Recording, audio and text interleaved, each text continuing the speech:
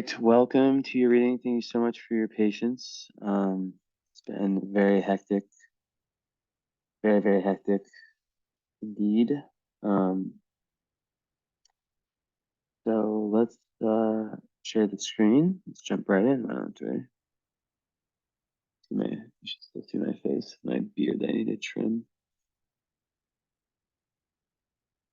And let's get this aspect grid showing. Okay. So here, we have a Scorpio, double Scorpio, triple, Sun, Moon, Mercury, and Neptune. They're also in the 7th house with a Taurus rising and Saturn rising. North Node in Pisces. Saturn opposite Moon. It's difficult. And then an aspect of Mercury. The Venus square Mars. Venus square Saturn. Difficult. Mars square Saturn. So lots of Saturn going on here. And yeah, that's be tough. But okay, let's start by talking about the fact that you're double Scorpio and how that connects to your North Node, right? So the North Node astrology is all about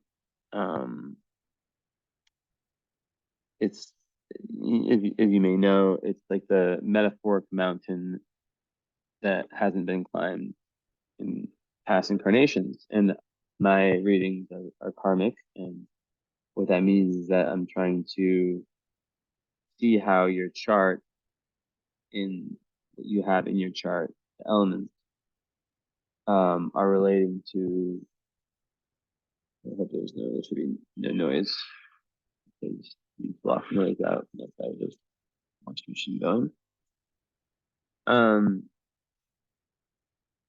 But yeah, just I link everything to like where the soul's trying to go. So here, being a double Scorpio with your North Node in Pisces is very interesting. Because that makes yourself in Virgo in the 5th house, and Pluto is close by. So, right off the bat, definitely a good amount of past life energy spent in the kind of in the material plane, you could say. Because like your North Node 11th house is a house of Aquarius, and then Pisces. That's the last sign, Pisces, and second last sign, Aquarius. So in this lifetime, you're really striving for some deep spirituality and getting in touch with your depths, right? Now, basically, what can be difficult here, 1 second.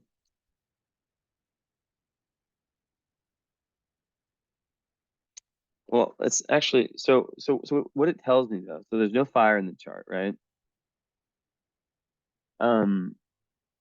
What it tells me in the squares, the nodes, none that see, let me just look at my eyes, 18.6. Non-immutable, nope. Okay, so there's no squares to nodes. Usually when I see that, I'm like, okay, well the person has had past lives where they were more in the kind of Virgo material, not like necessarily materialistic, and Virgo is a sign of helping, but they, maybe they were a little bit too much in that, like what can happen is that, like, think of like Virgos that you might know, right? The whole thing about Virgo, it's like if you know someone who is very Virgo, it might give you a better idea. I know quite a few. My mother, Trey, and several other people who have Virgo placements and whatnot. And what I've noticed is that what can happen is that there's, like I always say this, like there's always a million reasons what, like in every single day in our existence, right? There's always something, right? There's always something that we can allow to kind of like um take us away, right? There's always something that can come up that can kind of take us away from the bigger picture, right? Um, and one second, check something. The commandment phase.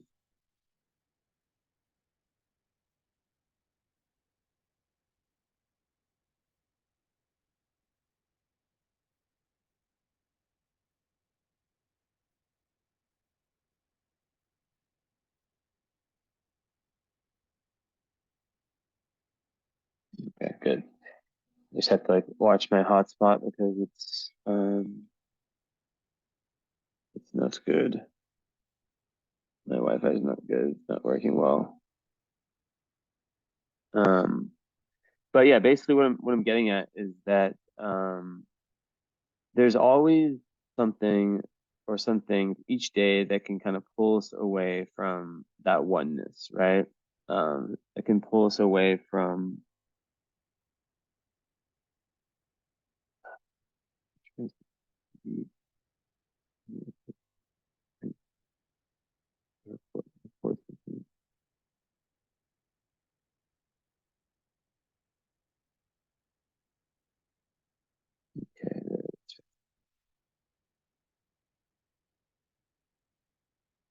yeah. Anyways, there's always things in life that can take us away from the bigger picture, which is what Pisces is, right? Pisces Aquarius is, um, basically a mix of deep, deep spirituality, oneness, really, really getting deep when it comes to humanity and kind of working with like-minded souls, right? And Pisces in itself is the last sign, it's the sign of karmic completions. So when someone has a North Node in Pisces, it makes itself in Virgo, I say, okay, well, there's something, usually it's a quite evolved soul, right? Um, and there's usually something, there's a reason why you have so many Scorpio placements in this lifetime, right? And basically, Scorpio is also a water sign, and it's around getting more in touch with your emotions, essentially, right? Because like I was saying with the Virgo South Node, um, there's a tendency to be a little bit too, it's ruled by Mercury, right? So it's like being too in your head, right? Um, maybe like the day by day stuff, right? That's very much in this material world can be very distracting. Can really get in the way of us. Like the person who just is such a workaholic, right? Um, and they're just constantly focused on this thing and that thing and this thing and that thing, and then this thing annoys them, and they ruminate about that, and over a lifetime, it pushes one away from their spirituality because Pisces is about having that deep faith in like that it's really about that relationship with the divine. I don't know what your human design is, but 70% of people are manifesting generators or generators, right? And our society is built upon the principle of just do it, like just go for it, go for it, go for it. But really, for 70% of people, I'm not sure if you're in there, I am, we're actually meant to wait for the right opportunities to come to us, and then our gut response know if it's right or wrong. And patience isn't something that's really taught, right? We're taught to just go, go, go, but that's actually only for 8% of the population, which is manifestors. So Um, that's kind of like the vibe I get, is that there has been a lot of that kind of go, go, go. And, the South Node in Virgo will come very easy to you. So in fifth house of Pluto, it's like, creativity, your life having a very important creative purpose. But really, trying to kind of take, like, it's a lot about individualization, but in a deeper sense, right? And in a more spiritual sense. And it can be done, 11th house is groups of like-minded people, finding people who are really, really, truly like you in that spiritual sense. 11th house being ruled by Pisces, right? You'd seek like more, spiritually minded friends. Um, like a tribe of people kind of thing. But yeah, that's what I see a lot. And when I have the follow-ups with the, South Node in Virgo people, um, I do get that feedback, that it's very easy for them to get caught up in the, I guess you could call it, the anxieties of every day. And so if that is your South Node, you can imagine yourself like being someone, I don't know, a worker, or like someone who because of what they were doing, um, failed to, or fail might not be the right word, but they did, they're now in this lifetime trying to take things to a whole new level, which is water. Your chart is very water based, very feminine chart with earth and water, some air too. But Scorpio obviously is about death, rebirth, transformation. And it is, you're born about a day and a half before new moon in Scorpio. So, that's really about kind of like a new karmic beginning, right? Um, to be new moon, sun and moon in the same sign. And and karmically, I look at it as like a double whammy of the cosmos, the divine, being like, this is an energy that you need to focus on this lifetime. Um, because there's been a lack of it in past lifetimes. So Scorpio people, they go through very, lots of intensity in their lives, and especially with the moon there, and they go through many, many ego deaths, um, and many rebirths, right? Death, rebirth, transformation. And it's easier set to kind of say those words than it is to truly embody like how hard that is, it's not easy by any shape or form. But what it does is that it peels the layers off and it gets one closer to the true core, right? So, um, Scorpio moon is difficult because it can make one really swing back and forth with their moods. And when it's opposite Saturn square Mars, it creates a T square,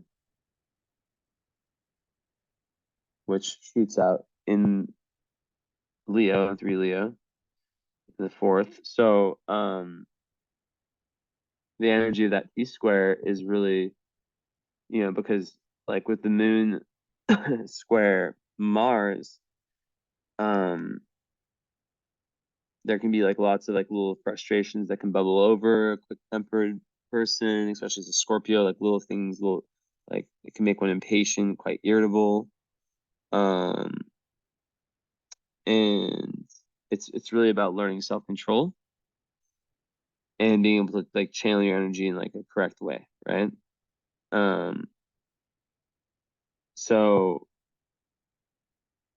also, and then with the opposition, and there can be like also like periods of loneliness that come from that, right?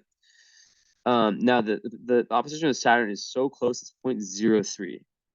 And that's a really tough one because the moon is usually, the mother. And when you have moon opposite Saturn, a lot of times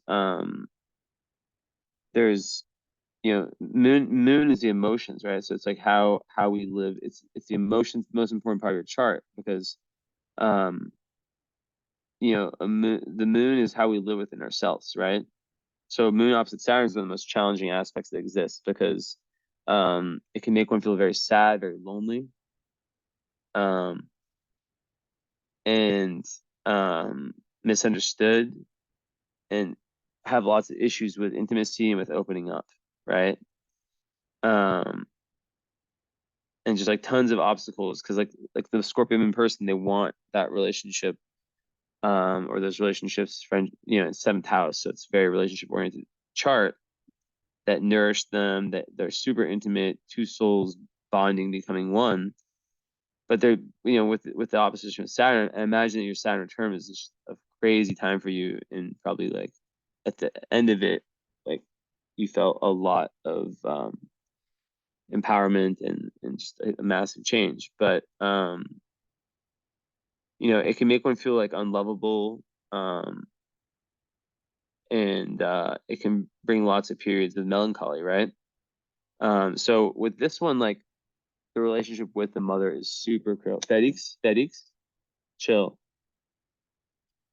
Speaking of Scorpio cat just jumped in the ride. Like, Felix, stop. Is that Mika or is it Mika? Both you Scorpios, stop. Two Scorpios fighting. But yeah, so like how your relationship was with your mother is super important when you have this aspect, right? Um, because a lot of times it's like a mother who's like emotionally cold, too strict, um maybe just wasn't there for you enough emotionally, because as a Scorpio moon, you need a ton of emotional nourishment as a child, right? um so you know how that was would be is extremely important to like your adult relationships, right? And the more support you received growing up, the easier it is with forming those healthy adult relationships. But overall, with that so close, it does, probably for the first, you know 30 years or so, like lots of difficulty with sharing emotions, right? Which can make people feel, and like difficult trusting, like make people feel like you're like distant, um aloof, you know and it definitely makes one, kind of isolated, right? They can isolate themselves to just feel like, yeah, like a lack of love, and be very lonely, and kind of suffer in silence. And also it's very common for someone like that to be quite shy, and also, if there was something with the mother, to take on like guilt or shame, negative emotions from the mother that weren't theirs, and they take them on, and until a certain point in their life they realize, wait, this isn't mine, right? So yeah, like moon opposite Saturn is rough, because like just like the moon wants to just like let go and just flow, right? Um, but Saturn can kind of restrict that kind of inner child ability to have fun, which is where the T square, it's like it's like a bone, it's like a opposition and then a square, so it shoots, it's like a bone arrow, shoots out into Leo, which makes perfect sense, because Leo is the inner child. It's about fun, it's about creativity, right? Um, so yeah, I mean, like people who have this can really, really suffer from like, big bouts of depression, and all kinds of like psychological issues. And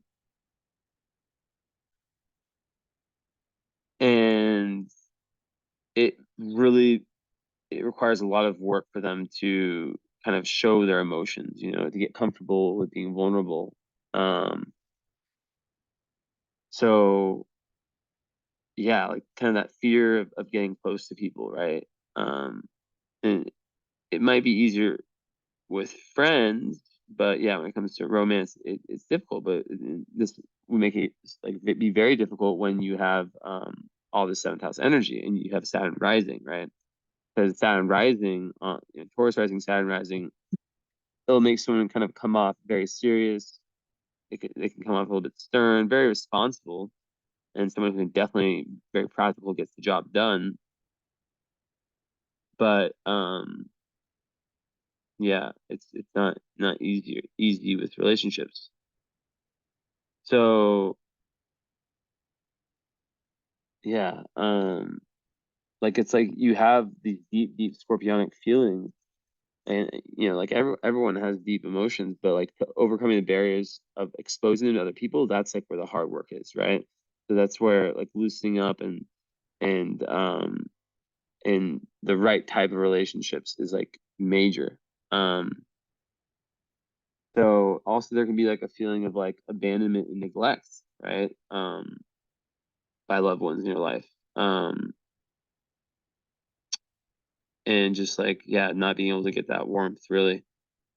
So,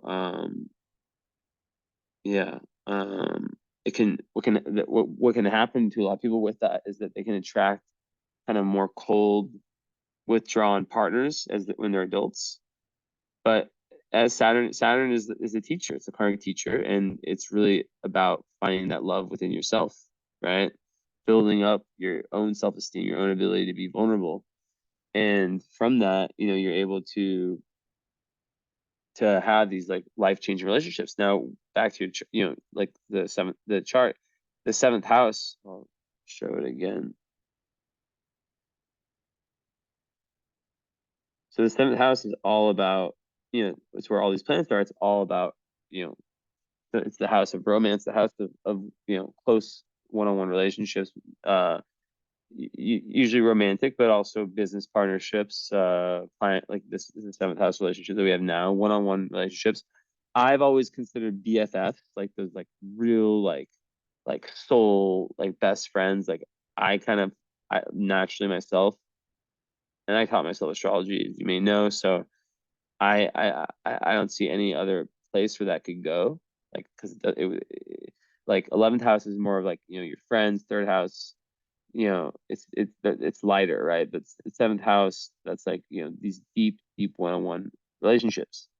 So like a big life lesson is like, um, because there'll be lots of with the North Node's, it's trining your sun and Mercury. So it's really pushing you to have to really open up, do that exact thing, right? To through your North Node in Pisces is like really getting deep into the metaphysics and spirituality and your own spiritual path, and which can be completely independent and separate of what one spiritual teacher might say. Everyone has their own path. Me and Trey talk about this on our podcast all the time, how I think the reason a lot of like kind of spiritual gurus and all that stuff, like, or even just like people who like give advice on YouTube, like why it doesn't really work for everyone is because everyone has a different makeup, right?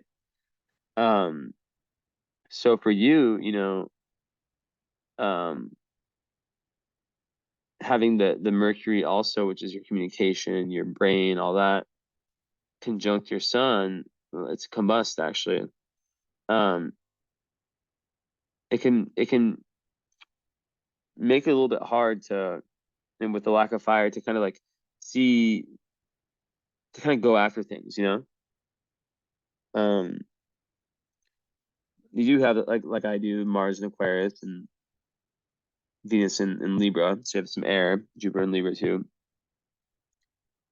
Um, which would lend credence to like a big warning I'd have on this chart, if I was telling it to anyone of any age, of like codependency, right? Because when you have your moon and your sun and your Mercury in the seventh, you can almost depend on other to kind of fulfill that. It can almost be like you only really see and experience yourself through that projection of that other person, through the mirror of the other person. So someone who has that, relationships become super important. And then say, okay, well, what if that person, you know, is in relationships? Well, that's where the North Node comes in, right? Because a lot of people try to, create God or find God in their partners.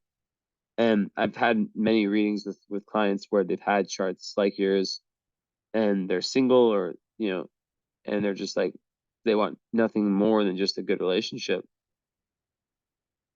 But what, if that's the case, then you have to think, okay, what's the divine or God, however you want to call it, trying to teach, right? And it's about, you know, that spiritual relationship, not just with yourself, but with all that is. Um, so I think friendships are definitely, like I was saying before, like like-minded people, definitely something that helps propel you. So if you do have like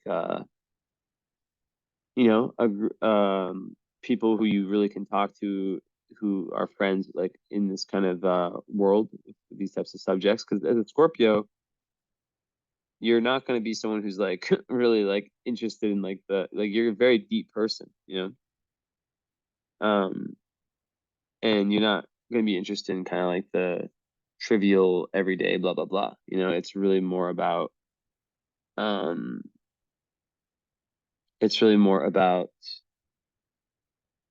um, getting beneath the surface, right? It's like the inner, like the natural psychologist, right? Is what you are. You're a natural psychologist. You're someone who sees beneath the surface. Now, hmm,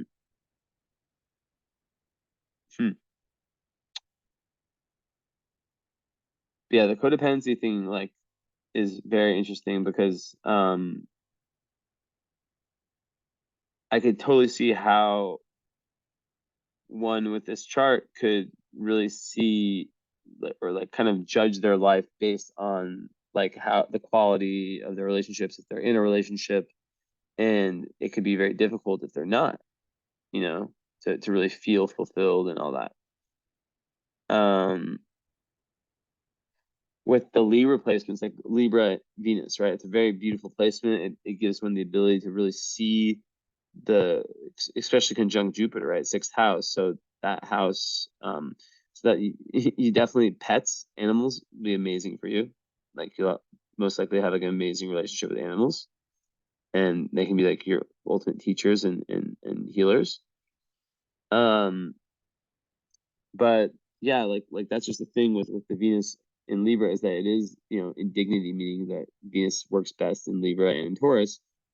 And the reason for that is because you you're relationship oriented. You see like a lot, like that's the beauty of a seventh house Venus or a Venus in Libra, is that the person's really able to see the beauty and the good things of that other person. Now, I mentioned friends. I'll get back to the romance stuff a little bit, but having Jupiter conjunct Venus is really, really, really good for just overall popularity. It's one of the best aspects you can have in astrology. Um, it's good for abundance. And in the context of love, it would make it so that um, opportunities, at least when it comes to attracting not just relationships, but friendships, will be very, very they'll be very good, or they'll be plentiful, and it's good for money. It's good for all types of things. In the sixth house, the house of service, the house of everyday life, house of health. That's like a really, really good thing for your health, to have those there, physical health.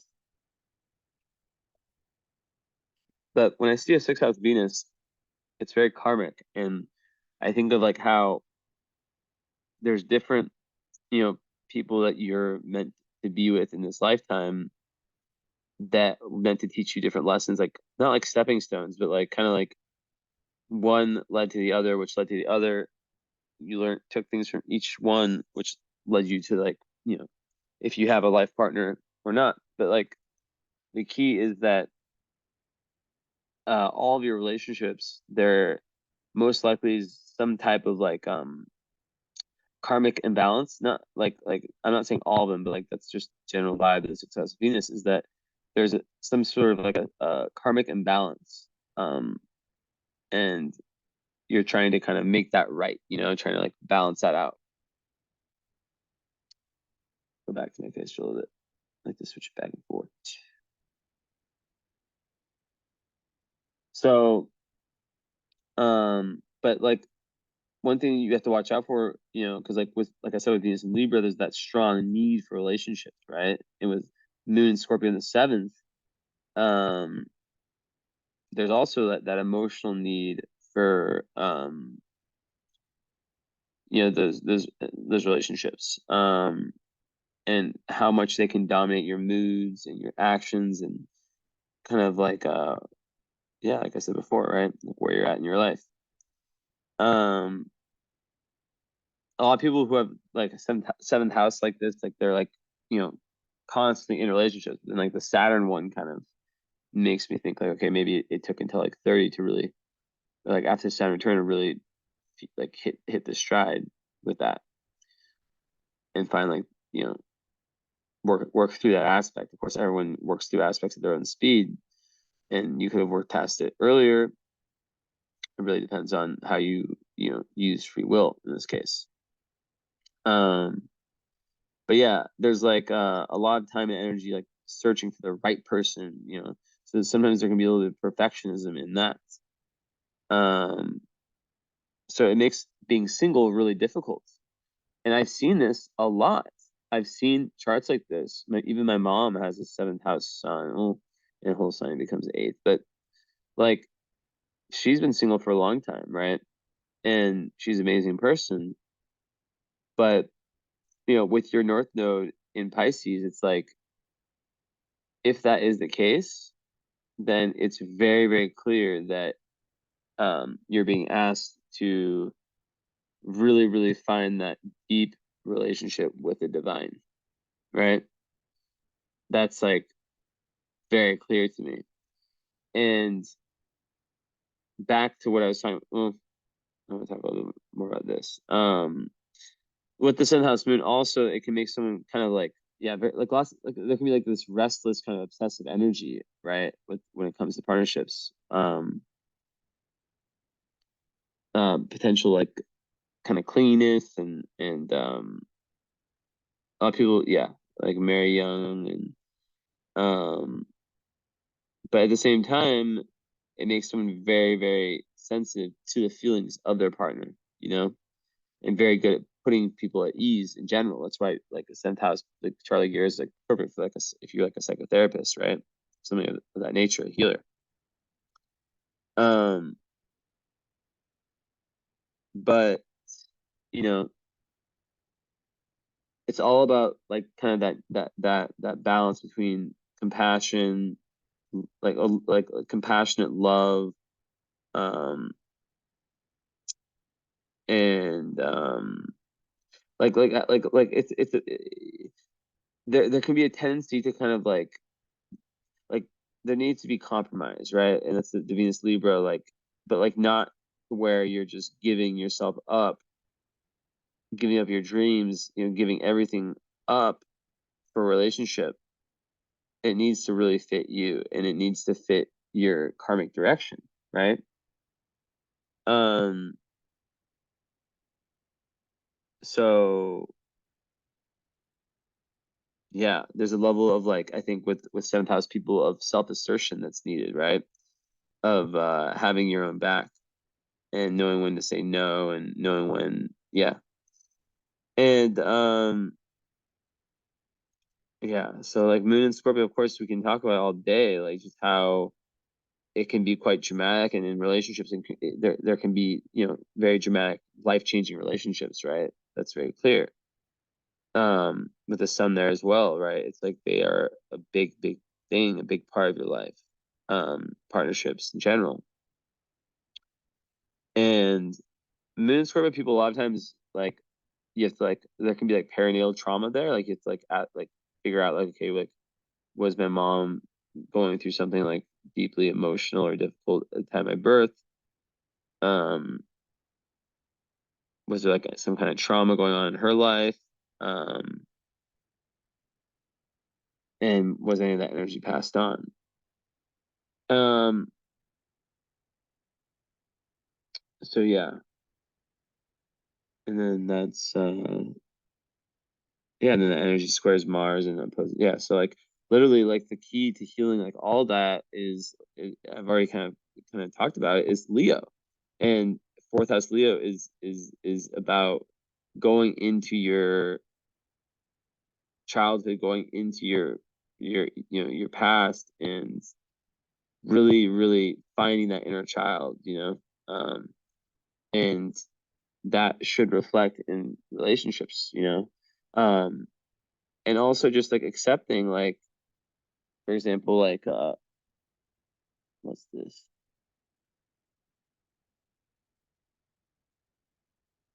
Like some people have like a lot of resistance um in this area of life. Um and I've seen multiple times how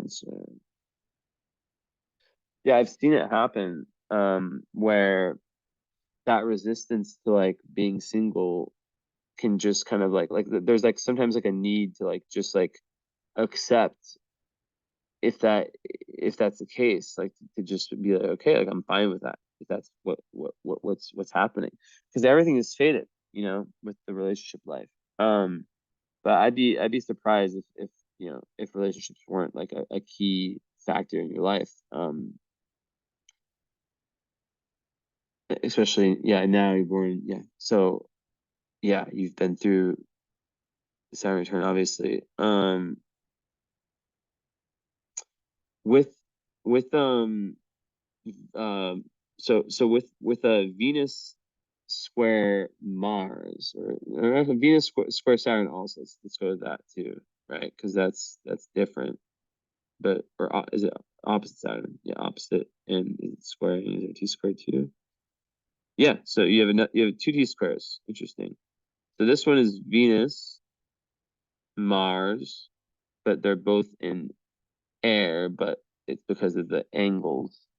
One's at 3, one's at 27, and Saturn. So Saturn is implicated a lot, and that is like a big, like Venus square Mars, and then Mars square Saturn, and I'll show you just so you can see illustration of these two T squares. The first one I talked about was, this Saturn over here opposite the moon, and then both of them squaring this Mars, right? And then it's like a bow and arrow, and it shoots out here, right? So really about finding the identity through going into the, into like into the past, and um working on any kind of trauma or any kind of mini trauma, whatever you want to call it. And then the other one is Venus, right? Um Square Mars, right? You see square Mars, and then Mars square Saturn, and then Venus. It's not like a tight. Let's see what it says for how. It's not like a tight one for this one. How many degrees? So yeah, I mean this T square is not as tight as the other one, but it still is a T square, right? It's Venus, Mars, Saturn, and then also Saturn is on the ascendant, so the ascendant's in that one too. So with that, first you talk about Venus and Mars, right? And it would be a little bit kind of less difficult than the typical T square because they're both in air. Um, but a lot of times there is that difficulty of being patient with loved ones. Um, and just like kind of like, Venus being kind of like what we value, right? How we like kind of self-love. So when that's opposite Saturn, it creates new. So already with moon opposites, so already your Saturn turn must have been like a really interesting time, like lots of just openings. But like, so Venus, this is a really difficult one too, right? Venus opposite Saturn. Um, because it's very difficult to form these loving relationships. So you see how your chart, you see how it's coming together? Like it's like you have some of the most difficult aspects for forming relationships, but then your core sun and moon are in the seventh house, which is making you want them and naturally need and feel like most alive and all that when you're in them. But then the barriers to get there. So I just we'll talk in the follow up, which hopefully you add the current astrology / spiritual alignment to. We'll talk about that later. Which I don't think you add that already, but I'll talk about it at the end. That's what nearly everyone does. But yeah, it's difficult to form kind of loving relationships because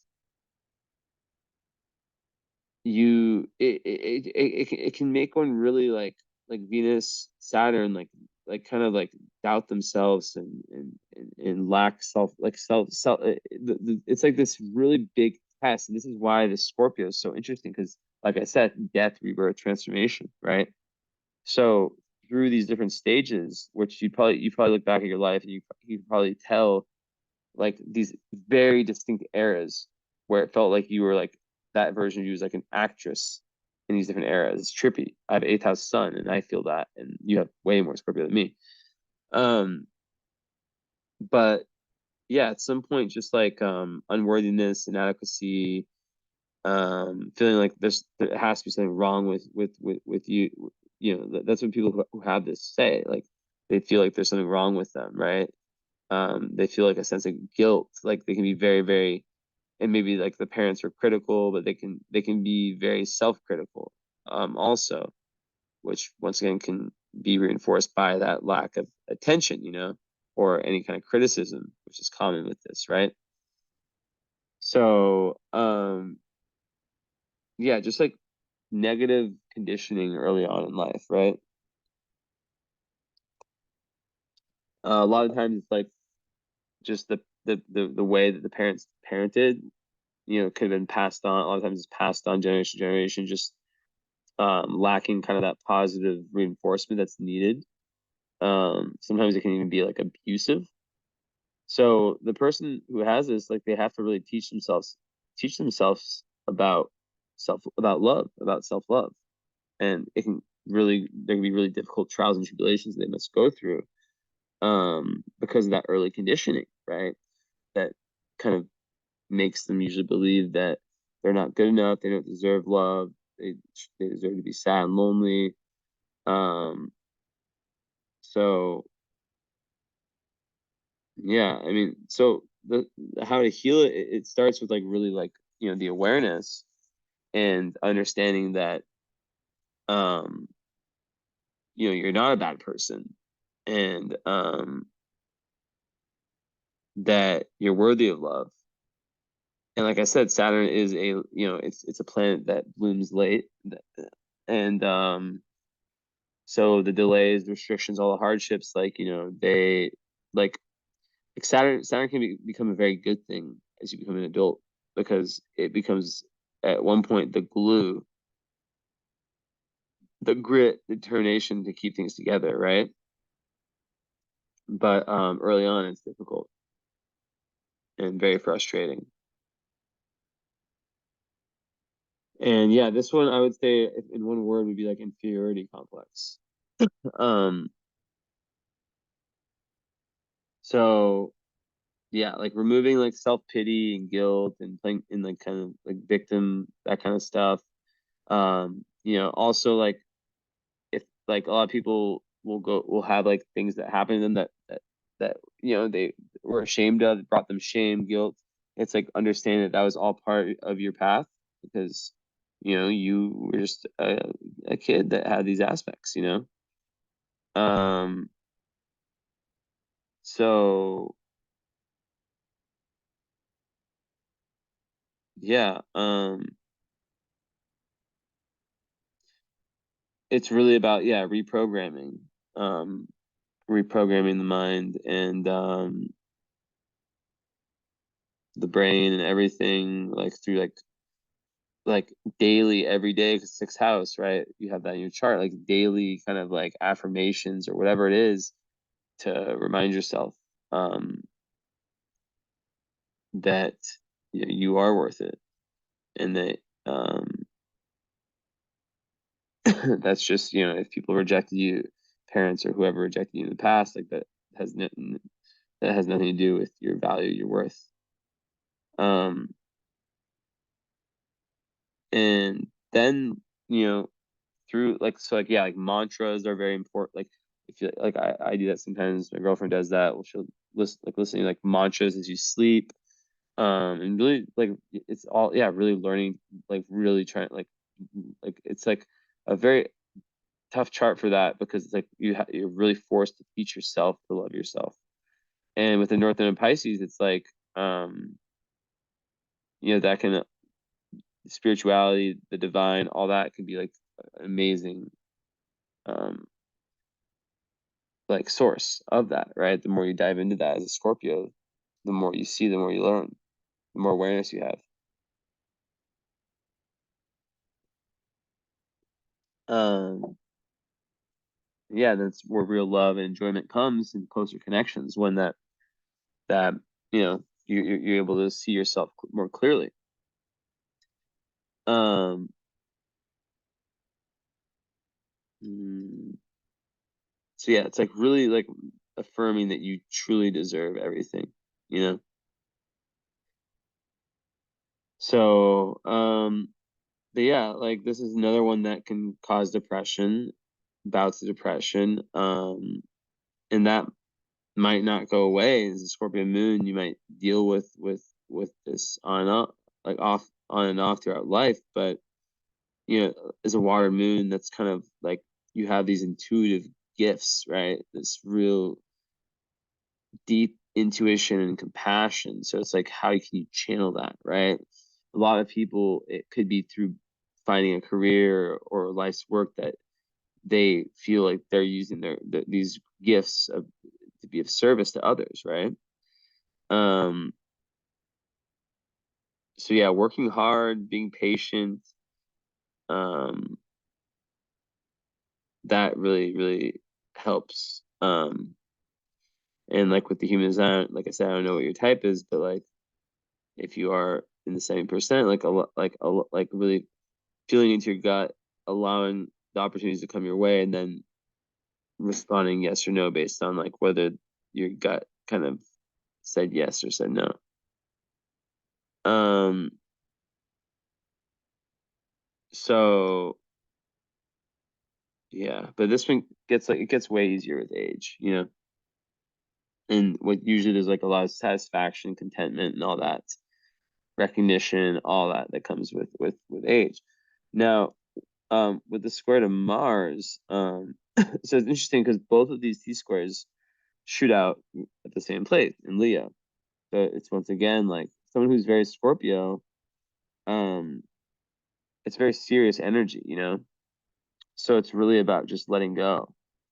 But with like kind of like the Venus square Mars, I always see that as like lots of love hate in relationships, intimate relationships. Like I talked about the irritability, um, and it's once again, like another lesson about gaining control over those volatile passions. Like you don't have fire in your chart, but you do have these aspects that can bring that, right? So maybe it could come off passive aggressively, or um, yeah. Um, but yeah, usually that creates kind of like love hate relationships, especially if there's like a conflict between parents growing up. So it really, with the right kind of partner, they need to be very understanding, not weak or submissive, but very understanding. Um, and yeah, like it's very. One second.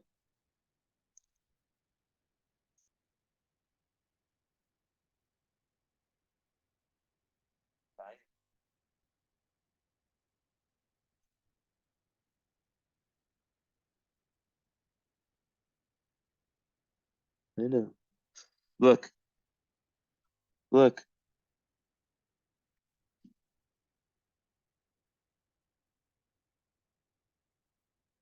What? Yeah, he's crazy. One sec, I have to let figure out. Andorra. Da.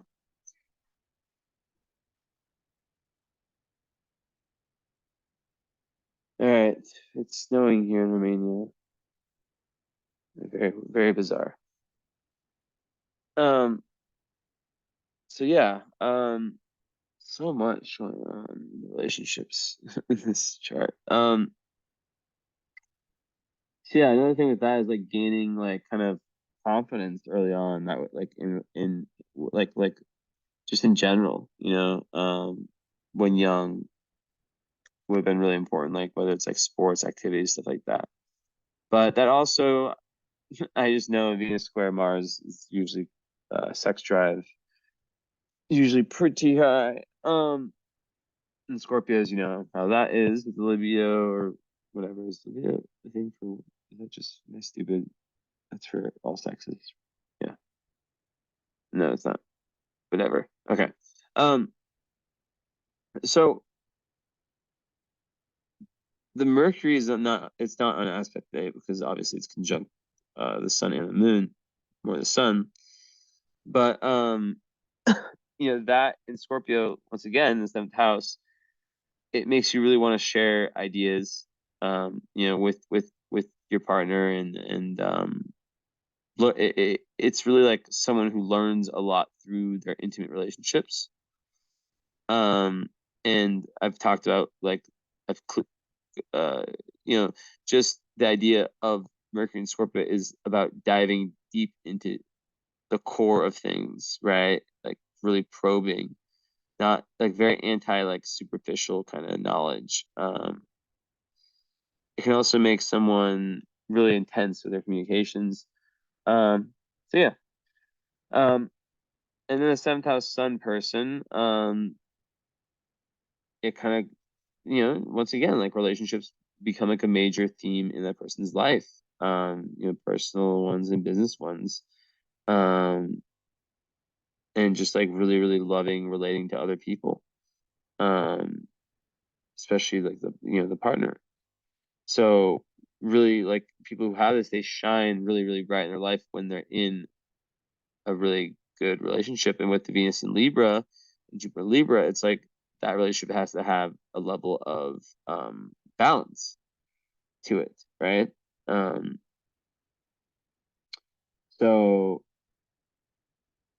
also usually people who have this, they're able to benefit through their marriage or through their relationships. And it's not like you don't like to you the person who has this, it's not like they can't spend time on their own. It's just that they enjoy being in partnerships, like um so also, yeah, good for being like, popular once again amongst friends and business colleagues and whatever. And yeah, just like through the right partnership, really being able to shine at your brightest in the world and achieve your goals. So I think that really speaks to like um with your midheaven in Capricorn. I could see someone with a chart like this being like business partners like with the person they're married to. But like just like how like partnerships also, you can't forget that that's a big part of that. Also, open enemies, the seventh house. So with Scorpio, that could be a theme of something that's kind of, you know the potential to have attracted that, or to have, you know had different enemies throughout your life.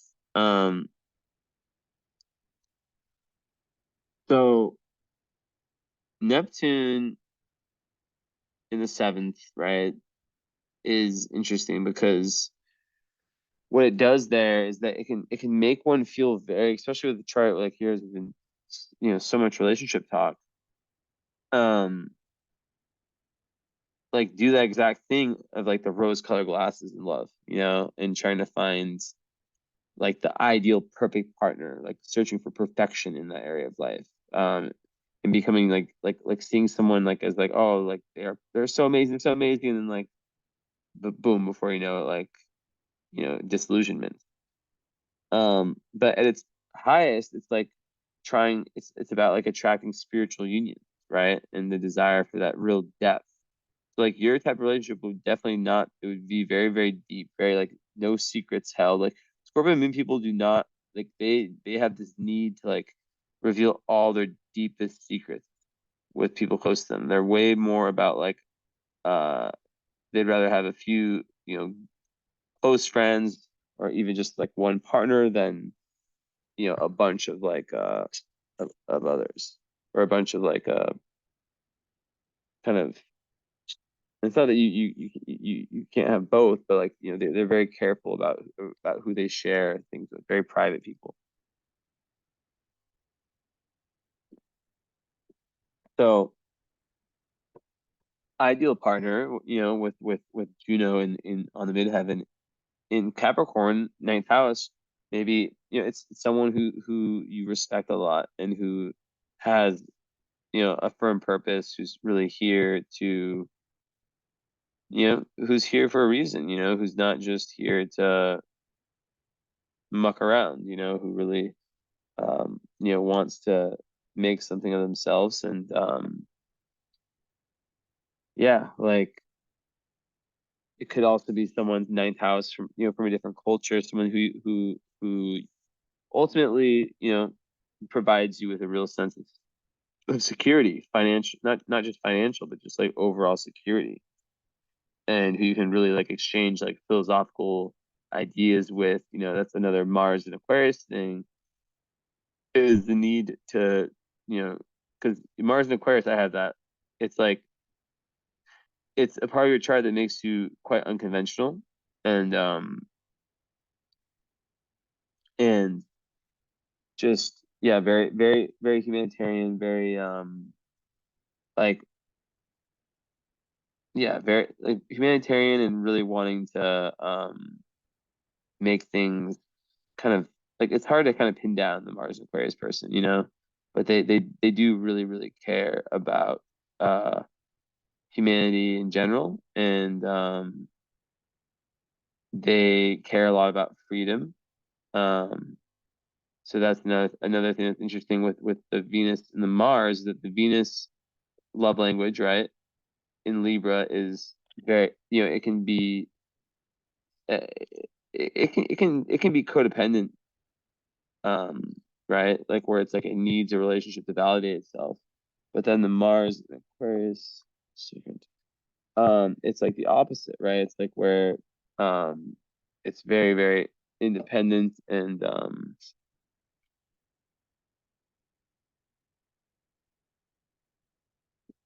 it kind of strives. People who have that, they strive towards like being individuals, right? They don't want to just be, um, carbon copies of what society shows them to be, right? So yeah, and then,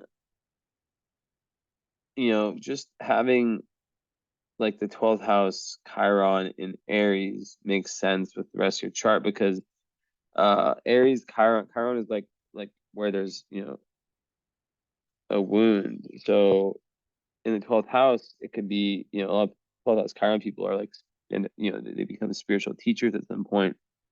Um, but with Aries, and there's like deeply, deeply buried like spirit, like wounds, right? Where they're uncovered through that deep, deep, deep dive into the unconscious, into spirituality, metaphysics, all that.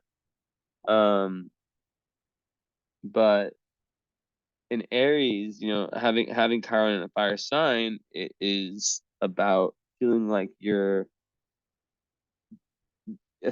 kind of your assertiveness function, that part of you that feels like they can go and just do things, is cut off.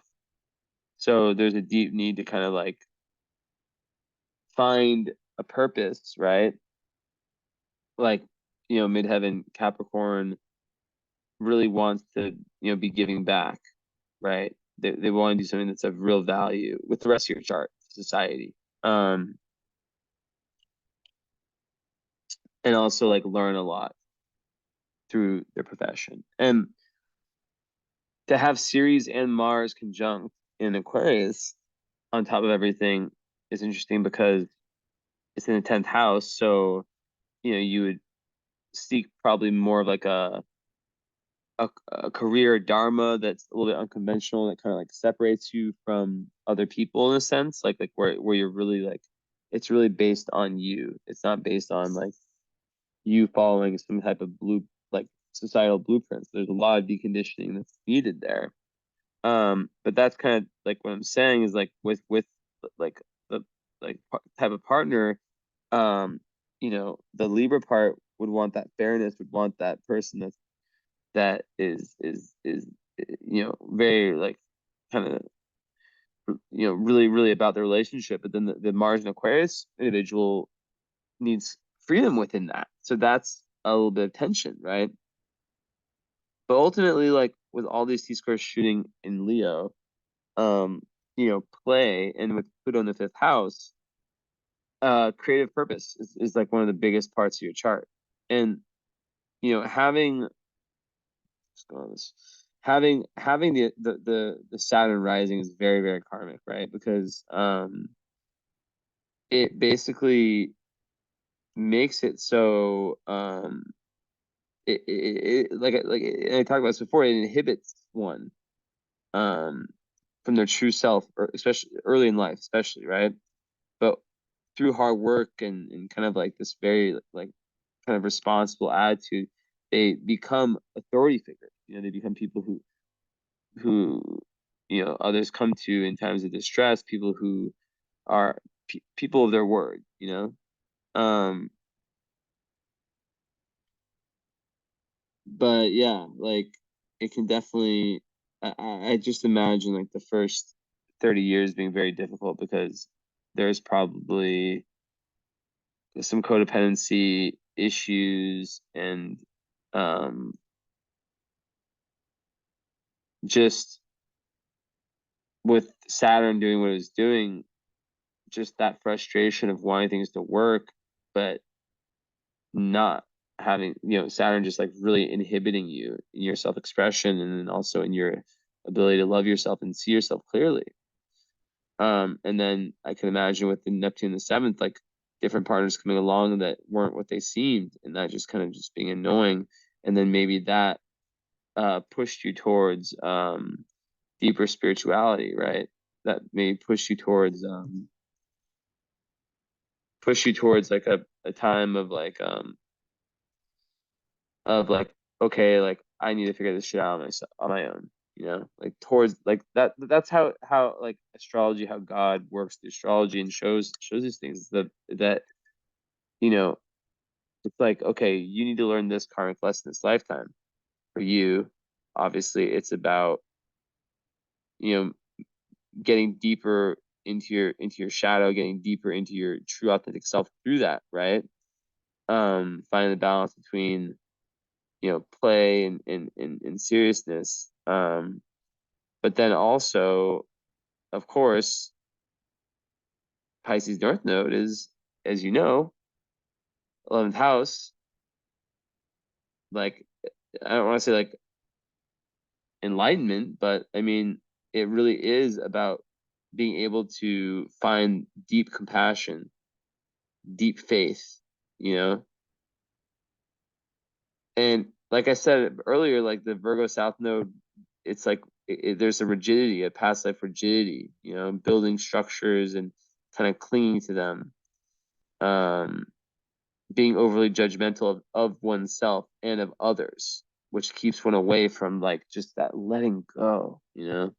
That's what's needed, because it blocks the understanding of that true oneness that is the universe.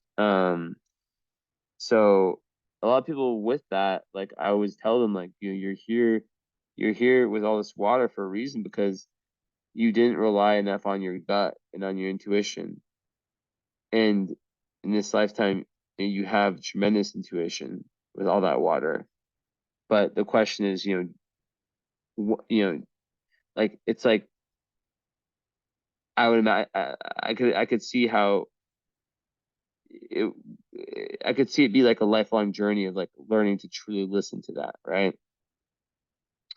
But yeah, um, relationships is dominating. But then the sixth house also, with Jupiter and Venus there is going to make work life, like the daily life, like everything from like your spiritual, physical, mental, emotional, like everyday routine, like your like if you work a job, like it's going to be very favorable for that. So that's really good. Because the sixth house Jupiter, um it could even be like someone who incorporates like their deeper philosophies into their daily life, right? And yeah, like in Libra, it's also, a great concern about or with like kind of justice, and it makes when like the Jupiter and Libra people are very naturally diplomatic people. They're people who are made to be counselors, who meet like people come to and they can really like put people at ease, Um, and also in relationships, they're able to really express their spiritual values and philosophies. I kind of mentioned that in another way. So that's not a big thing. But yeah, I definitely see a lot of trial and error. Um, Maybe I'm gonna try something I've never tried before.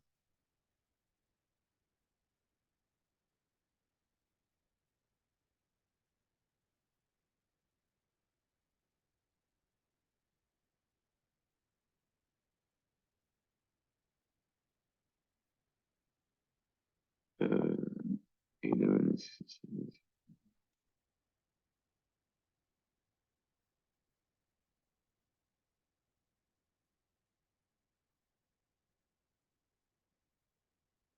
No, you're born one day before my girlfriend.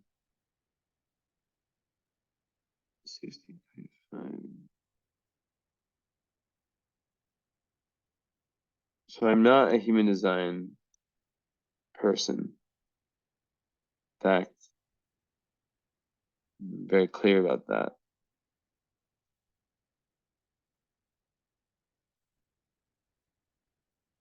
Okay. I just want to see. Yeah, so you're a generator like myself. So I do know some things. So yeah, I mean you have like a really similar human design. Um, Interesting. We're both pure generators, and wow. And you're a 4/6, I'm a 6/2.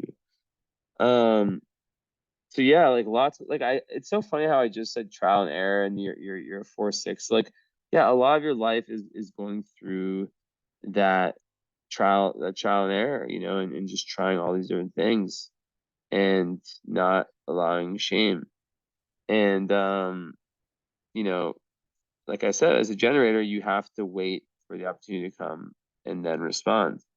Um, and you have exactly what I have. A second. Remaining Discord. I just had a game on.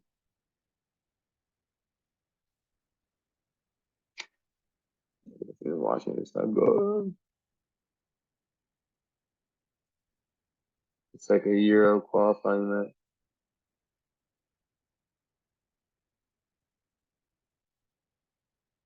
I'm sure.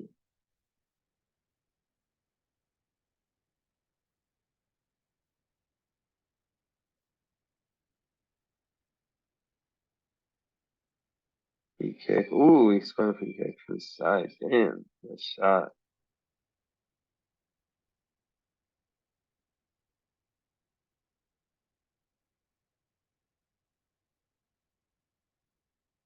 Oof, beautiful. Yeah, no one touched it. That's nah. Hi, Romania. Okay, back on mute here. The volume. Good job, Stanchu. We're not very good. So you have what I have, basically, which is you have the sacral and spleen connected. So exactly what I said. There's going to be like you need to be asked yes or no questions, right? Because the theme is satisfaction or frustration. So, like if you're married or have like, anyone close to you, make them ask you yes or no questions about yourself, right? And you will know. Example, I didn't even know about this until recent, like I was going to look at a car. I really wanted a car. I still do, but I'm not desperate anymore, right? And I was with my girlfriend. We went, and I was like all fiery, like, okay, I'll take it, I'll take it, I'll take it, I'll take it. But then the guy was like, no, we have to kind of chill. Like, we can't do it today. Oh, I got it scored again. I'm sorry. Romania never scores.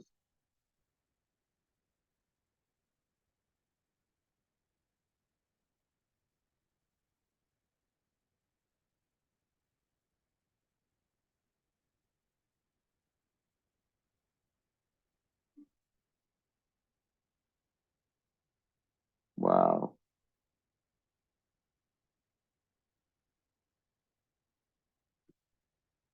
This is like, I feel like I've seen Romania play like so many times. Like, I can like, they never score. Wow, two beautiful goals. Who is this team? Wow, so lucky too. That's making me happy. Ooh la la la la.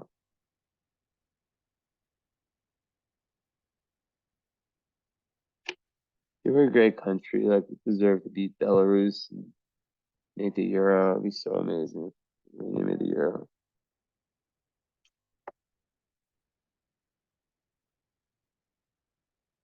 Okay, well, it's versus Belarus. Let's not get too excited. But okay, so yeah, basically that's what it is. You are someone who's opportunistic role model. So you're basically like your trial and errors are meant to turn you into someone who's meant to be called on for advice. And yeah, Mika's Romanian too. Romanian, da, Mika. So the satisfaction frustration is really referring to like how when you do things that are against your authority, let's say like okay, like, my car example, I was just saying, like I was like, let's get it, but like no, we couldn't do it. So I waited, and on our walk back, she asked me like, "Are you sure you want this car?" Because I was feeling weird, but I couldn't put like words to it. And then I was like, "No, I don't." Like, but it had to be a yes or no question. That's because you have the spleen and the sacral, and I have the two connected and defined. So that's like instinctually you'll know if it's like a yes or no. But it will only come one time, right? It will only come one time, and like you're only gonna really you have to really like get good at understanding when that is. So, or like like understanding that sensation, understanding like, um, you know, because like when you go against it, you feel it very deeply. Do you go to,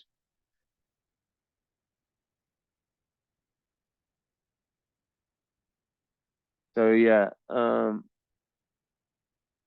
basically, um,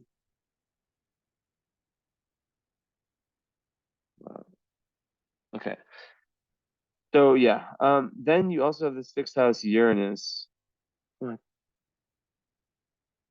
So that is what I had that too. So, like I don't know how much you see my stories or whatever, but like I'm a fucking night owl, right? And it's in my human design, but like sixth house Uranus is someone who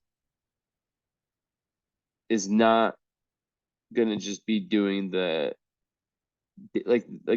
have a very like distinct day to day kind of um you know routine. Like it's gonna be very, very individualistic, very like not following the societal norm. One second, hold on.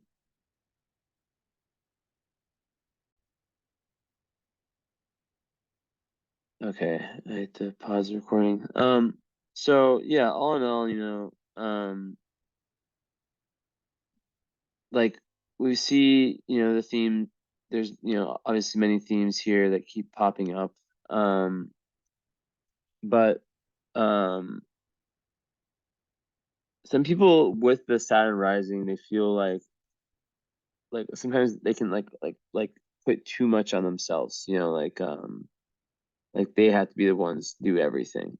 Like they feel really responsible for everyone's problems, everything, especially like when they grow up, if the family kind of like they grew up like with somewhat dysfunctional family, they can feel as though like just like a lot of times it's like kind of like having like almost like a Capricorn slash Taurus rising where there's like a lot of burden placed on the person when they're young, and usually that's kind of what happens with the Chiron in Aries, and that need for all that Leo is because perhaps as a child growing up you weren't able to like play, to have enough of that in your life, and you have Black Moon Lilith on the IC. Is that what it is? Yeah, so that kind of backs up what I've been thinking. It's in Cancer too, just like some form of darkness from the chat, from your upbringing. And like I mentioned earlier about like kind of generational trauma, and that really like I didn't even see this when I made that claim, and that really makes me kind of think like that, perhaps, there's like some type of like generational um issues that have been passed down. Um, maybe it's issues about with saying, with like showing love, right? With like perfectionism. It could be anything, right? Um, but yeah, um, there's like a lot of need from that you have a lot of need for freedom. From like shame, repression, that conditioning, Um, so yeah, it's really like goes to this discussion that I haven't really even had with you yet is about power. So Scorpio, Pluto is about power. And some people who have it, you know, y the big lesson is like, how are you using it, right? Because you definitely have it. Um, but real power is found within, right? But some people, when they have different family dynamics, because like this usually would be like sense of security, and just like maybe like power dynamics being kind of interesting or difficult, you know, in the family, right? So it's really about like kind of embracing this like this feminine energy, this repressed feminine energy, and I think that over time, when you think of Black Moon Lilith, it's like kind of like you at your worst. Like there can be the potential to project your own kind of stuff onto partners, right? And in Cancer, it can be um and it's just you at your lowest, right? It's not like an actual planet. It could just be like because of whatever happened in childhood, you taking your and also there's a big need for you to find ways to protect your own energy, especially as a Scorpio. Like you have to protect your own energy, right?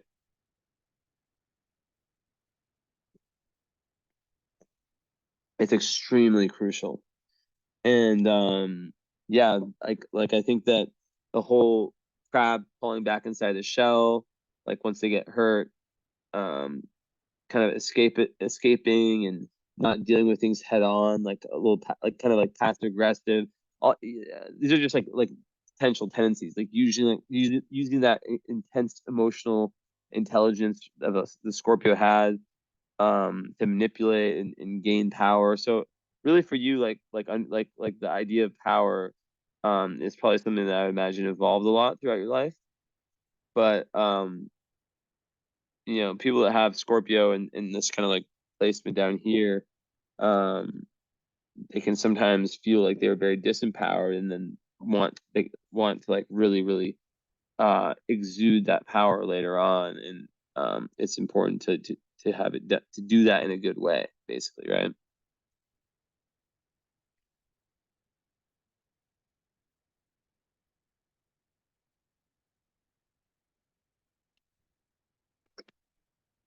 So, yeah, I mean, I just feel like your first 3 years are super karmic, lots of karmic delays and restrictions, probably lots of frustration, and that's when like human design, the whole like allowing things to come to you, right?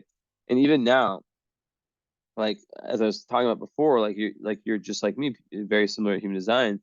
You have that one moment, right? It's like with the spleen and the sacral connected, you have with the yes or no, like your gut will know, right? Like I said, the car story, right? Like I knew from the yes or no that no, I do not want this car.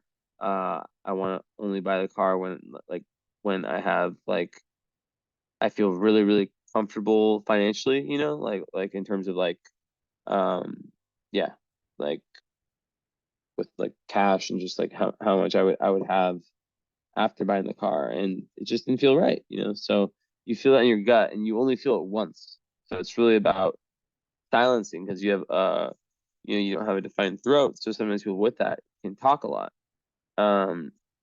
but uh, it's important that during key times to really listen and pay attention to that, like that embody that and really feel, because that's what's going to guide you. But I imagine your first 30 years is really difficult to make friends and I mean, yeah, there's lots of good popularity aspects, but just like it creates like a very cautious attitude towards making friends. So maybe you did have some of it. The Scorpios like already cautious in itself. Making the first move is difficult with that. Um, so yeah, yeah, it creates someone who doesn't really want to take that many risks. And Taurus also, but Taurus rising usually, very reliable. But it's makes your chart ruled by Venus, so there's a level of beauty and serenity that comes from that Taurus rising person, and it makes people want to trust them. Um, So that, it's nice. It's very grounding influence Taurus risings have. Um, so yeah, making like lists is really important. When you have this, but yeah, like I said, with Saturn impacting so much of your chart, it gets way better with age. You may early on not have gotten like respect or recognition for the things you did, but then you get older and you keep this like grit and determination. That's like very Saturnian charts like yours. They they're usually very successful people because they had like all this grit and determination needed to kind of, because like they take 2 steps forward and the universe would push them 3 steps back. It's just this like, and then they turn 30 and they go through the return, lesson learned, and then that kind of tough energy goes away, and they're still left with that, that ability to just get through, that grit, that determination.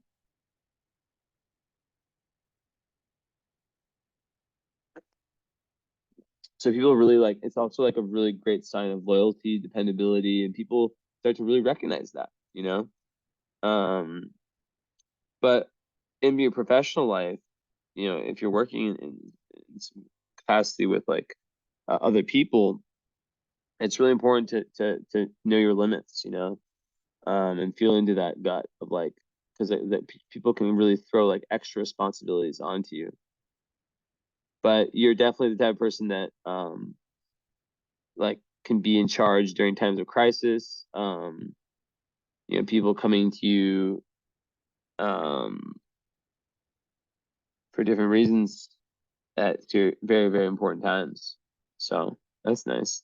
Part of fortune 12th in Aries. So yeah, you're at your best when you're, you know, kind of cultivating this like relationship with spirit and with your innermost self, right? And just your spiritual purpose, your North Node, right? It's really, really saying that. But then also part of fortune Aries is, you're at your kind of flow state, um, when you are independent and using your own willpower to achieve your goals and, um, kind of like almost like entrepreneurial, kind of just like living life to your, like not being told, like not having someone else tell you how, like living your unique path in a spiritual sense. But yeah, more with the Chiron. Yeah, it's usually really deeply wounded, deeply buried wounds. So the person has to kind of like, um, dig deep into spirituality and and a lot of them become spiritual healers to figure it out for themselves, and then they're able to figure it out for other people. So yeah.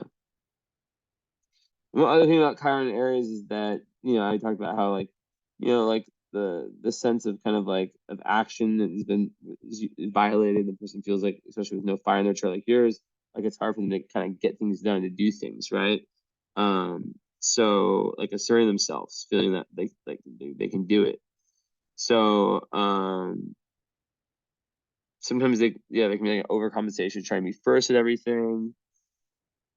And Aries rules the head, so you gotta watch out for head wounds for sure. All right, and then with so some of the let's see here. Mhm.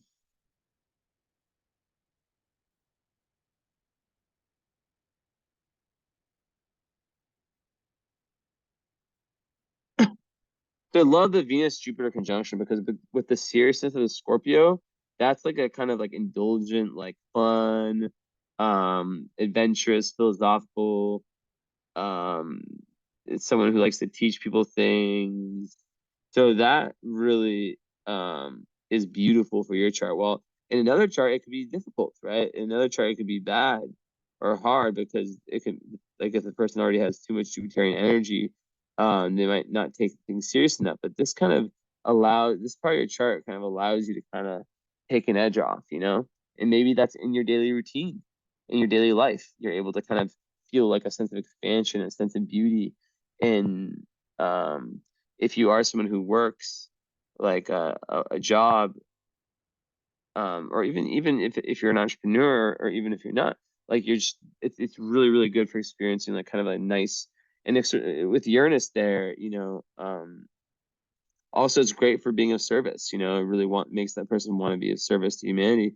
But with Uranus there too in the vertex, it's like it's through acts of service that you really do find, and through relationships that you do find that doorway to higher awareness. And that's, yeah, so I think, I'd be very interested to hear like kind of how that's played out in your life. It's all over your chart. um so yeah, and I talked about like the unusual kind of like daily life. Like for me, like, um yeah, like I it's more it's well, actually, today was a rare day. I woke up at 12, but usually I'm just like, yeah, I'm just like, my work is super late. So um yeah, so I was talking about Ceres in Aquarius. So Ceres is, think of it like kind of like a second moon, right? It's not as important as your Scorpio moon, but not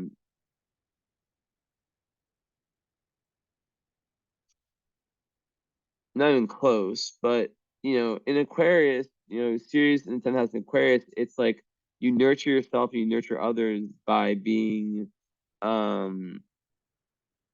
unconventional, right? And by by leaning into that side of yourself, right? And really encouraging and accepting others, giving people space and freedom, and encouraging others to be themselves, right? Um, to be their pure individual selves, right? Um, and accepting their kind of eccentricities. So, and then serious intent, people like usually are like in some type of caring profession.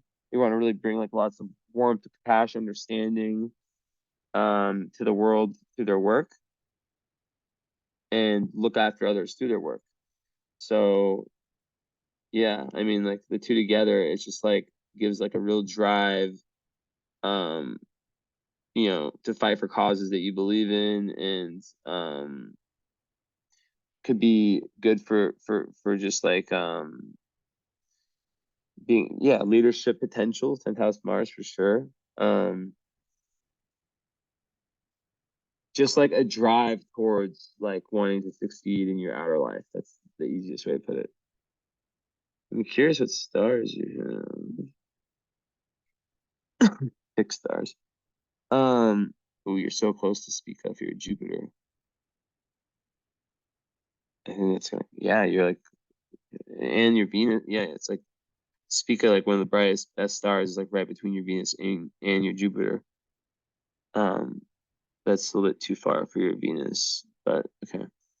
So yeah, Pluto fifth, I talked about how it's just like a huge need to express yourself creatively and find like whatever that thing is for you.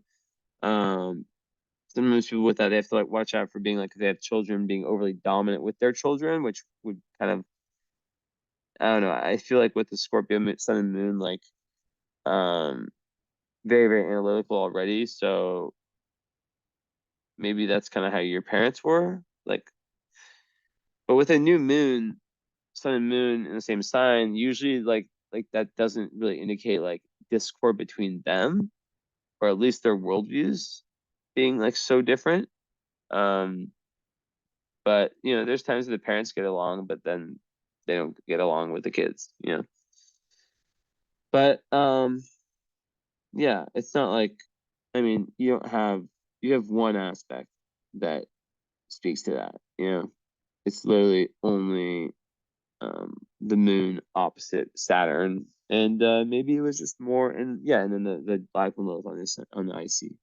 So okay, with more of the key asteroids, so having Vesta and Leo in the fourth, that's just like people like, that's, it's like a fun Saturn. It's more about work, right? Um, so really probably someone who likes to work from their own home. Um, but also who's very, very committed like to their family and their home. And yeah, just usually, like I said, like extra responsibilities as a child is common with this, but it prepares you for something later in life, where that training comes in handy. And then in Leo, it's like someone who really likes to have fun with their work, and work for themselves, and really like kind of link work with play. So that's like the ideal, right? Is like if you're able to really like have fun with your job, which with the sixth, with all the sixth house energy, I'd imagine that there's lots of luck, lots of expansion, lots of beauty that comes into your everyday life, and so good for your health.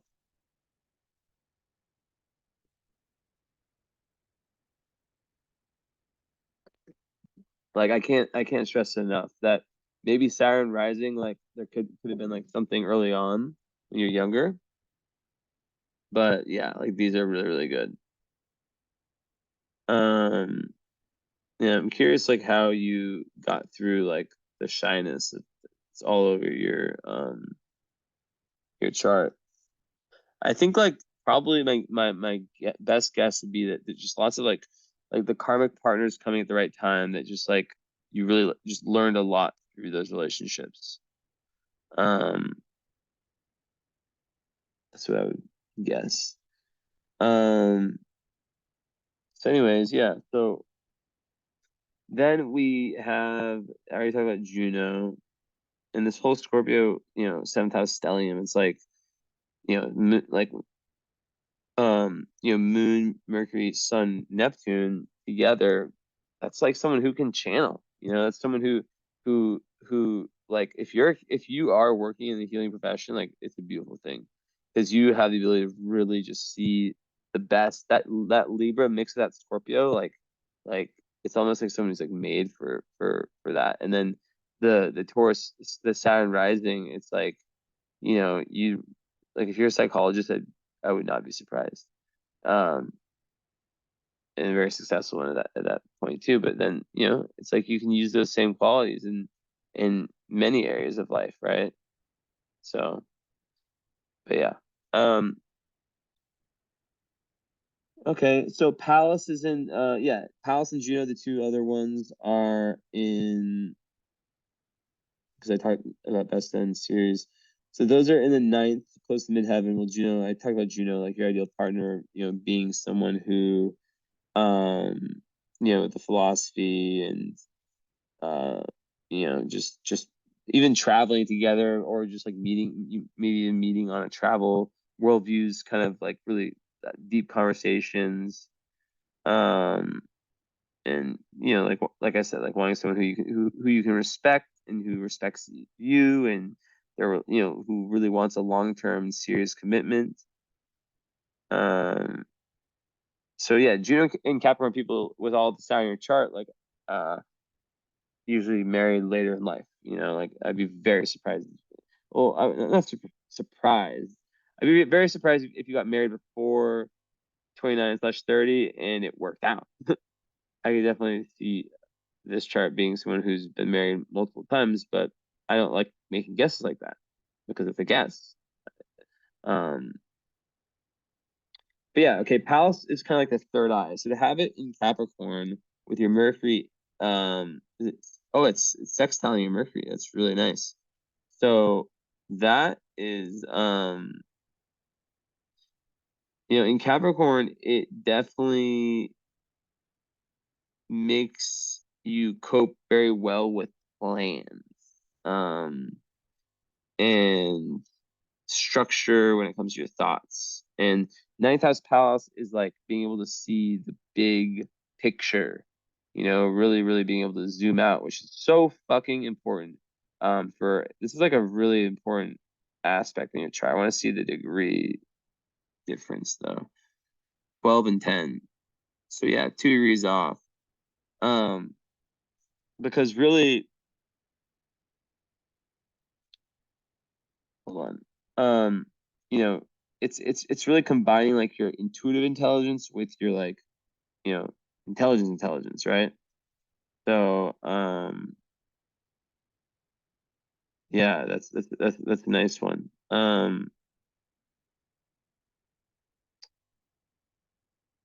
Because it's really good for like, like finding those patterns with Scorpio and then piecing it all together with the ninth house, you know? It gives a lot of mental dexterity and very strategic person, you know, which is like another thing about Scorpio. It's very strategic. So, yeah. Um,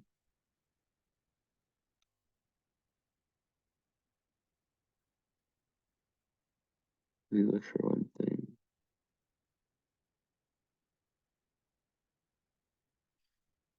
So it's also good for others, like being able, like once again, like and this could like work in any form of life, like just being very good at being able to strategize and come up with ideas for other people, which would be great for a therapist or anyone working like that, right? Um, and yeah,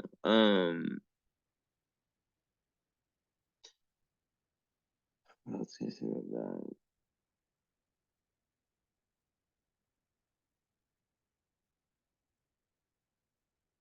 Yeah, it's just like really good for like being a teacher, mentor, someone who like really like has like good morals and kind of like a spokesperson, messenger, about important issues. And yeah, like someone who can join like a campaign, of some sort, a mission to promote like a new idea. I was thinking like a protest, but um, yeah, like very, very like freedom of expression just being a very big value to you. Um, yeah. So um, yeah, really not like putting up with the BS of people trying to silence, yeah, people and whatnot, or society trying to, yeah, silence. So okay, so let's look at the stars, or the let's open up my ultra list, as I call it. Ultra. I already know a few, or I already know one. But yeah, so you see how this all ties back to like the North Node in Pisces, like through that Scorpio death through birth transformation, through all those intense relationship or relationships experiences, then it gets you to that place of, getting deeper and closer to the divine. But those karmic or those fated, not karmic, occurrences are what push you there. So let's see what I can find. I have to stare at my computer here. Let me do this part.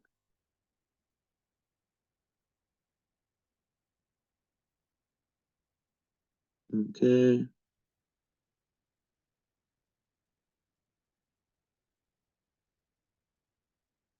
So you're lucky that that's out of range. Just like not that good of a star, but it's like just outside. Although, let me see what let me look up. Like, I, I would say that one's probably like is it probably like a two. Yeah, that's not gonna really count. But they have it 740 here. Yeah, it's 714 your birth, and your ascendant's 411, so 3 degrees. Not like strong enough. But let's see what it is. So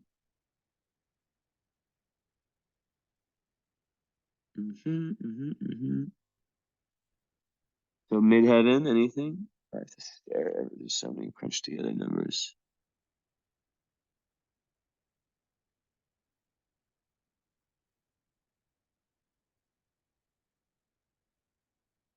No.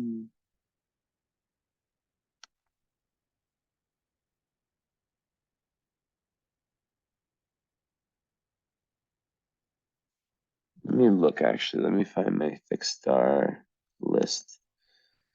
So it's at 20 cap, because I feel like there's one there.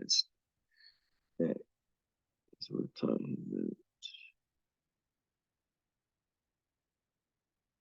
about. Hmm. Oh, okay, I see. Yeah. I guess Deneb is kind of close. Mid heaven, but that's not like such a big one. It's kind of a minor one. So yeah, Vega would have been, but that's out of range. Um,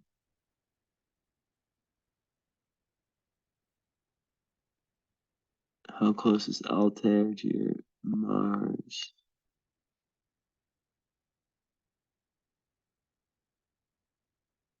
2 degrees. Okay.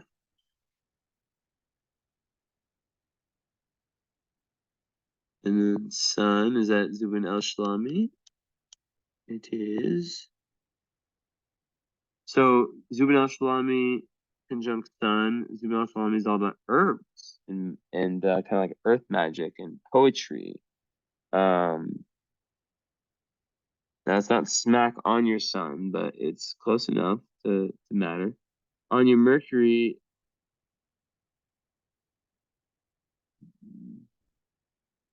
your Sun Moon midpoint is around your Mercury. It's interesting, but they're, you know, like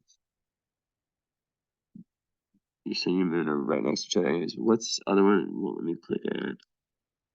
Ooh, yeah. Ooh, look at that. Okay, yeah, so that's yeah, I have Alphaca. Oh, your Mercury, that's a really nice one. Um,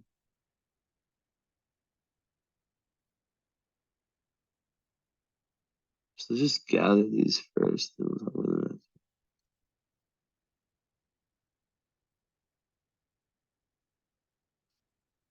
So, okay. Because you're born 22.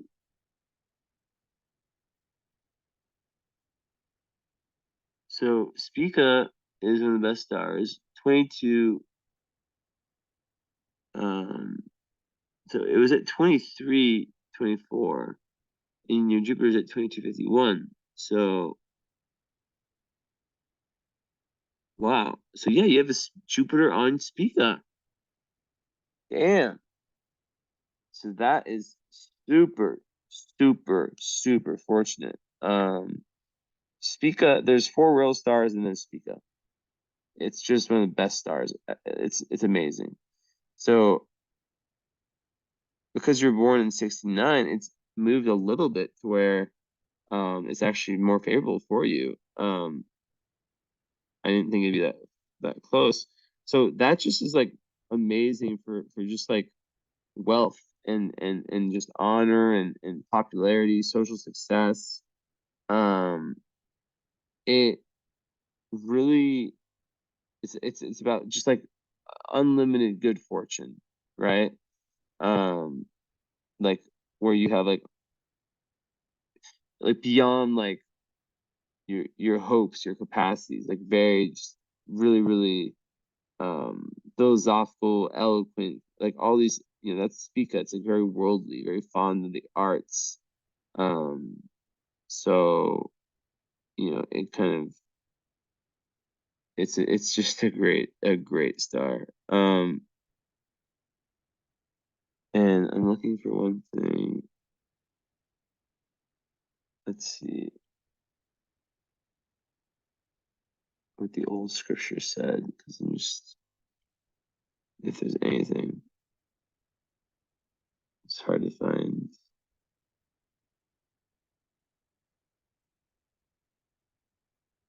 Okay, I think I just found a random post.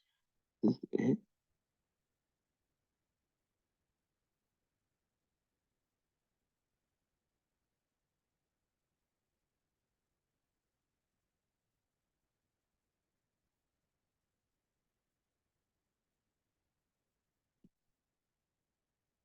Okay. Well, I just haven't.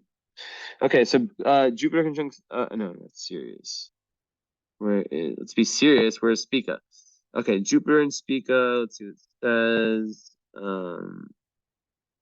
Yeah, it just says social success, wealth, honor, ecclesiastical honor and preferment. So yeah, it's really good, and it's very good for wealth. So Venus isn't really close enough to really be playing with that one, but it is. Let's see how many degrees. 23.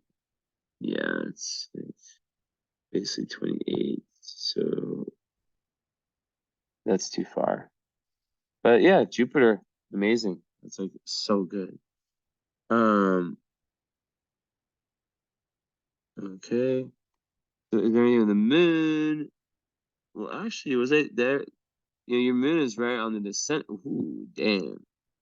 Urania on your moon. Oh shit. Okay. So your moon obviously like any asteroids or fixed stars on the moon within like a very short. I'm only looking at really close conjunctions. So Urania is right on your moon. It's within like a degree, and your moon's right on the descendant. So it gives you very strong, like your emotions are very strong, right? Your moon becomes very strong as it's on an angle. So like yeah, very strong emotions, powerful emotional like kind of ability as a Scorpio moon to kind of regenerate, right? But with Urania there, is there anything else with this one?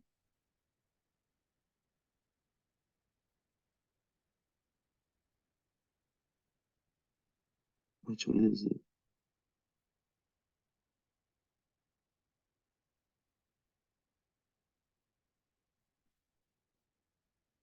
I think it's Suche.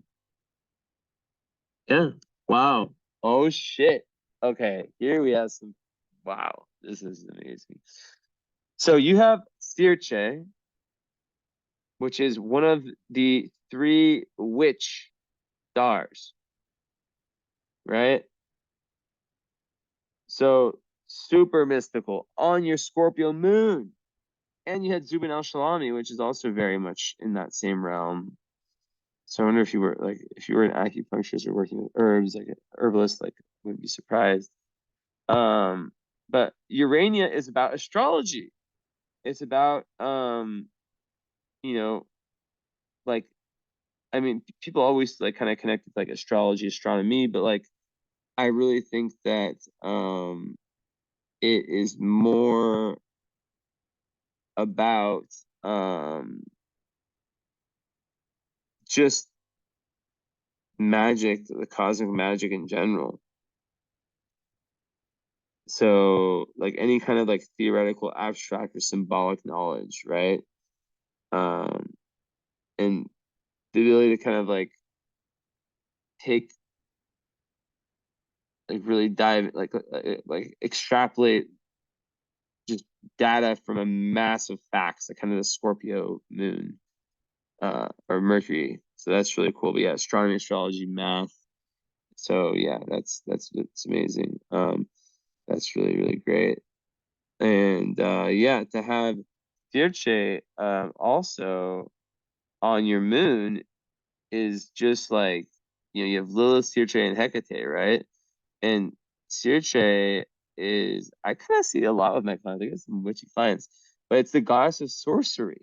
So it gives one great magical abilities. So on your moon, um, it's like within you, so you have all these like, so I wonder like how much you've explored that because that's really magical.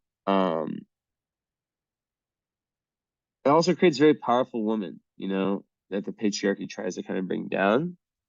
But someone who can really tap into sorcery and magic and all that stuff. With Zubin al-Shalami, I think of like when I think of that, I think of like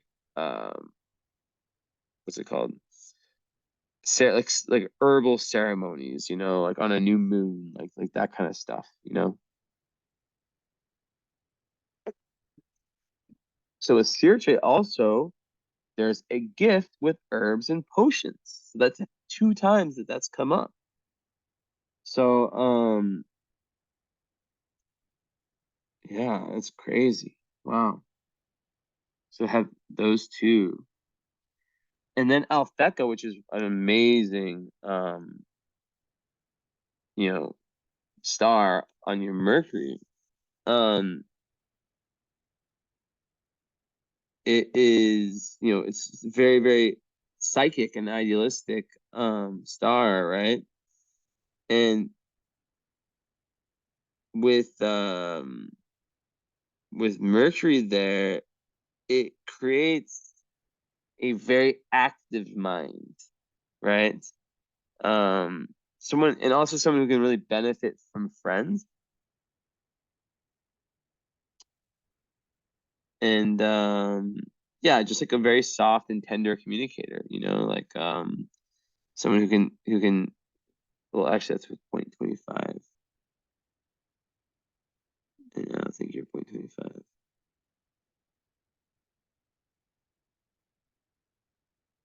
Wait, you are.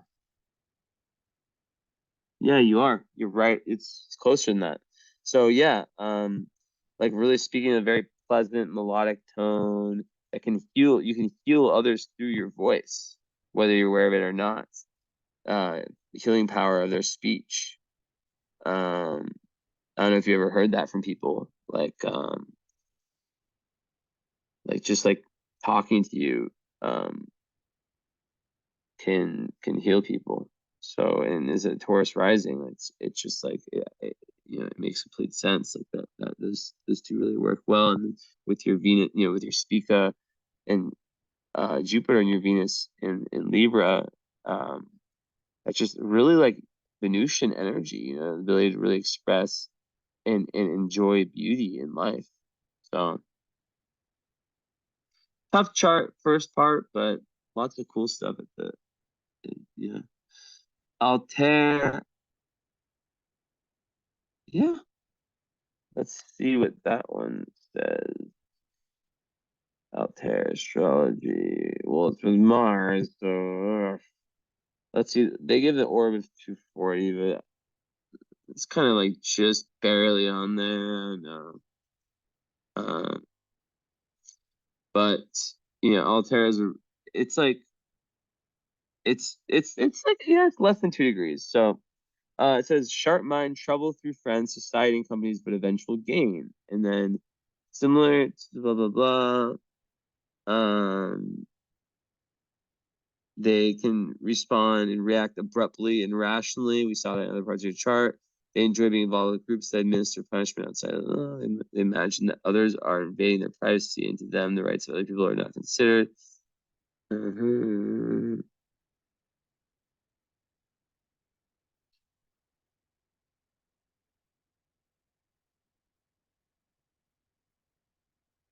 Yeah, so it's saying how it can make some people make people with this like but once again, you don't have it that close.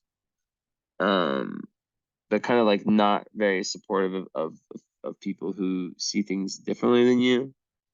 And kind of like got tension in that sense, I guess, potentially. But it's like I said, this isn't like one that's smack on like some of the other ones I mentioned. Okay, nothing I see. Ascendant we talked about. You are a witch. I don't say that. I swear, like I don't say that much. Um, because sometimes that I say things, I'm like, I wonder if she thinks that I'm just telling everyone that, but I literally just call things as I see them. So nothing with Pluto. That's good. Um, and yeah, it's pretty much everything. I don't see any other uh stars, but we we had quite a few. Anyways, that's it. Thank you so much for your patience. I hope you enjoyed. And oh yeah, I was gonna tell you. So, and let me just check the list first. So yeah, you already have a follow. So just kind of like how I do things. So you already got the follow. Which yeah. Um, okay, got it. Yeah, so you already have the follow. What most people do is they do the following. Um, they get the reading, they take it in, they enjoy it. Just being, I mean, that's what most people enjoy it and find it very deep, and they have the follow up, and the choice is whether you want to do just an hour follow up, which you already have, or if you want to add what I call current astrology slash spiritual alignment, which is like another 2 hours added on top. I give a massive reduction. It's usually 380. I would do it for 250 for you. So we would have, I block out a full day of my schedule. It's not like a long wait like this. It's literally like, we find a date in here, the next available one. And yeah, on Zoom, we have the first hour where we go over the natal chart. And, it's usually, like I said, it's usually 3, sometimes it goes a little bit over. Um, as you can tell, like I just go for as long as needed. But yeah, it's usually around 3. We talk about not only and I did one of these last night. It was very beautiful. Like just this thing. The reason I call it current astrology slash spiritual alignment is because like it's not just me telling you about your current astrology, your solar return, uh, your transits, your you know, your perfections, your progressions, all the stuff I know about astrology, about predictive astrology, which is completely different than this. It's like understanding like the astrological weather for you. Like for example, you could have everything I said in the birth chart be like very real, but as it is, but then, if you have, for example, Pluto is about to be on your Mars in the next few years, that's a big deal, right? Um, wow. Yeah, it's okay. So yeah, you have a lot of really crazy transits coming up in the next few years. So I would definitely consider that. Only people who don't do that, who don't book that one, usually it's like if it's like a financial constraint. But I'd say 90 to 95% of people do that for the 250. Um, and yeah, so just let me know over DM. Um, and thank you for your patience again. And what was I gonna say? I had something. It just like left me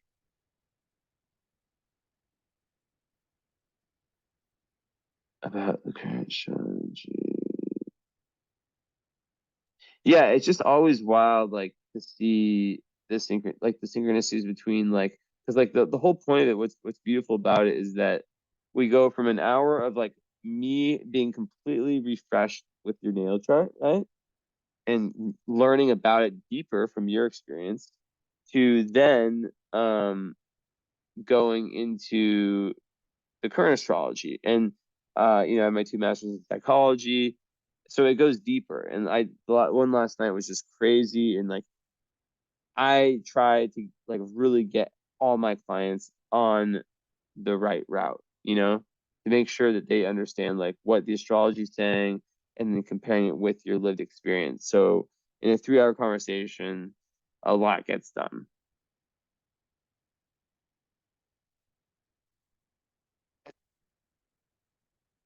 A lot gets done. So yeah, either way, let me know. And if it's just a follow up, we'll book that. And if it's the follow up and the current, we'll figure that out. Um, and yeah, like take your time with the reading. Also, people have to digest these. It's not. It's a lot of info, and it's a lot of deep esoteric info.